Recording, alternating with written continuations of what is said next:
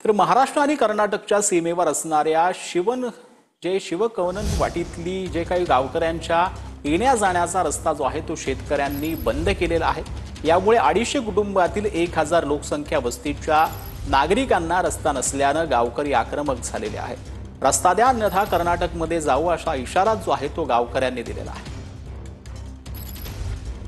हिकंड जायचं म्हटलं तर हे कर्नाटकाचा रस्ता नाही आहे यो, पण कर्नाटकची हद असल्यामुळे तिथे ये जा करतात, पण ते पण रस्ता कदाचित बंद होणार असं त्यांनी सांगायला लागल्यात आणि आम्हाला त्या ठिकाणी पण अडवलं जाते।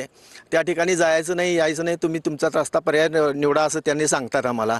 किंवा त्या रस्त्याने तुम्हाला जर यायचं असेल तर तुमचं हे जे शिवनागवाडी जे वाढीव भाग आहे तो कर्नाटकमध्ये समाविष्ट करा, तुम्हाला ये जा करण्यासाठी आम्ही रस्ता करून देऊ असं त्यांचं मागणी आहे। तर इथल्या लोकांनी आपल्या महाराष्ट्राच्या आमदार खासदारांनी जे काय असेल ते ह्या भागाचा विचार करून दखल घेऊन हे जे काय असेल ते लवकरात लवकर निर्णय घ्यावा अशी आमची त्यांना कळकळीची विनंती।